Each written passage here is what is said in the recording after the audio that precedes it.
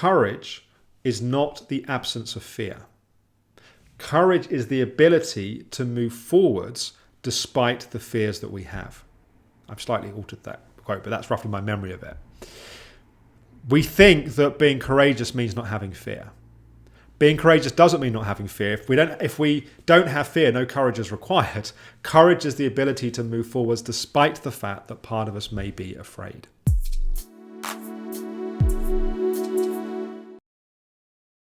So welcome to this week's Thoughtful Thursday. And this week I wanted to continue with something that I touched on in last week's Thoughtful Thursday, where I made a comment that I wanted to kind of open up and tell a bit more context about. Really, the principle is here that courage is a decision. Most of our perception, I think most of what we learn as children around the idea of courage is that there are courageous people and there are the rest of us. There are people which are kind of daring and, will kind of, run into burning buildings and, jump out of planes and, doing kind of heroic and terrifying things. And then there's kind of the rest of us which kind of find the world sometimes a bit scary and a bit challenging and a bit overwhelming and struggle to find the courage to do things that feel difficult. Certainly my experience as a teenager was whenever going to a theme park where there are roller coasters with friends, I was the kid holding the jumpers. I was, when it came to sports and the kind of more kind of rough side of sports, I was on the sidelines watching, feeling kind of intimidated and scared. And that was partly not having a father figure. That was partly not having kind of brothers. And so I wasn't kind of used to that kind of more physical courage. But I grew up knowing myself as someone who lacked courage, who lacked the ability to do things that required that thing that some people had that I didn't have. I then got chronic fatigue and went through a very difficult journey with that. And one of the things that I did on my recovery journey from chronic fatigue was I went and did a seminar with Tony Robbins. And I talked about some of my wider thoughts around Tony Robbins. I did a book review on Awaken the Giant Within last Saturday on Spotlight Saturday. So I talked a bit about there, and I guess this is also a kind of what you'll kind of see with this daily vlog podcast is that there are kind of themes that develop. I talk about something and I get an idea for something further down the line. So this is a kind of few things blending together. But I did this seminar called Unleash the Power Within, and the first evening, like literally one of the first things you do after a kind of hours of kind of preparation is you do a fire walk, and that means you walk across burning coals barefoot. And my uncle had done this seminar a year or so before. And I remember thinking about it. There was something that was very alluring about something that seemed so wild and crazy. It appealed to the crazy side of my nature. And it was alluring, but also like, how would I ever possibly get myself to do this thing? And you do quite a lot of preparation and there's kind of a lot of build up and you kind of learn ways of changing your state and changing your focus. That's all helpful.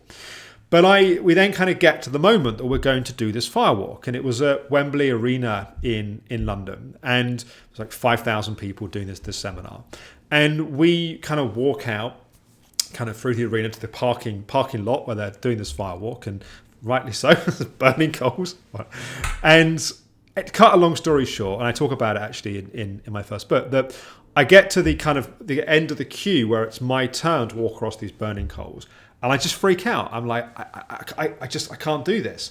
And I have this moment with Tony Robbins where he's like, I can't do good American accents, but like, you can totally do this. And for whatever reason, I managed to get myself to do it.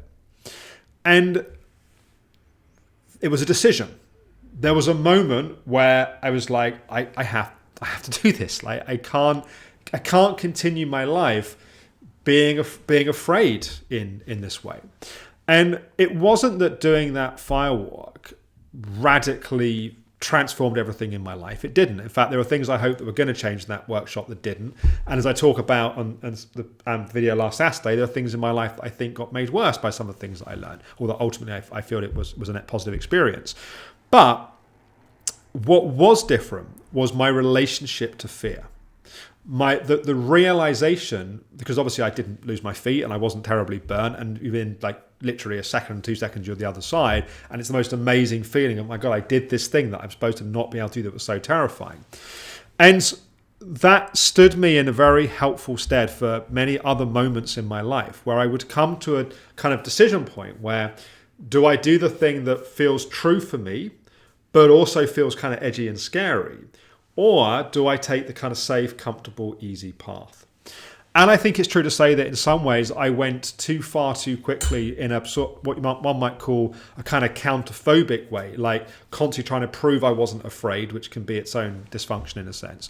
But that experience, what it taught me that courage is a decision, has been very helpful. And I think people that have, you don't have to walk across burning coals to realize this, but people that realize that in those moments where we're at the edge of our comfort zone, not by pushing and forcing ourselves in a cruel and unkind way, but being willing to kind of test the edges, being willing to take considered risks in a sense, that often the things that are most satisfying in our lives require us to step outside of our comfort zone. To really go deep in an intimate relationship takes courage, because intimacy, maybe I'm seeding another video here, but intimacy is into me see, letting someone deeply, truly see into us. By definition of doing that, it can feel scary, and it requires courage, not just to kind of do things that are kind of pushing and driving forwards, but it also takes courage to be vulnerable, to surrender, to let ourselves be seen. And so where I think this is most helpful as a practice is that we can see it as a daily practice of deliberate action, of really listening to what's true for us, what's really going to be supportive of us, and not forcing ourselves, not pushing ourselves, but finding the edge and kind of working our edge. This is another thing I'm sure I'll explore in future vlogs, but finding the edge and just gently teasing ourselves and challenging ourselves to take those steps. Doing that in a caring way. We don't need to beat ourselves up and be cruel to ourselves, but recognizing that the things that bring us pleasure and joy in life, they come from taking those steps, from being willing to be brave. There are not people which are courageous and people that aren't. There are people that make the decision to take courageous choices. One of the most helpful quotes I ever heard was, courage is not the absence of fear. Courage is the ability to move forwards despite the fears that we have. I've slightly altered that quote, but that's roughly my memory of it. We think that being courageous means not having fear. Being courageous doesn't mean not having fear. If we don't have fear, no courage is required. Courage is the ability to move forwards despite the fact that part of us may be afraid. How to do that in a loving, caring way is a whole other exploration, and sometimes there's a lot of nuance and subtlety about finding where the edge is and what's helpful, what's been cruel to ourselves, and there's lots of nuance there. But really, the primary lesson for today's episode is courage is a decision. Where in your life can you be more courageous? That doesn't mean pushing. That may be letting go. That may be surrendering. That may be, if you've got chronic fatigue, taking the rest when your instinct is to keep pushing, when you know deep down that at that time the rest is the thing that's going to be the most supportive. If you're in a relationship, having the courage that perhaps when someone, your intimate partner, perhaps when they kind of challenge you on something, you immediately lock up and become defensive. And the courage is not to attack.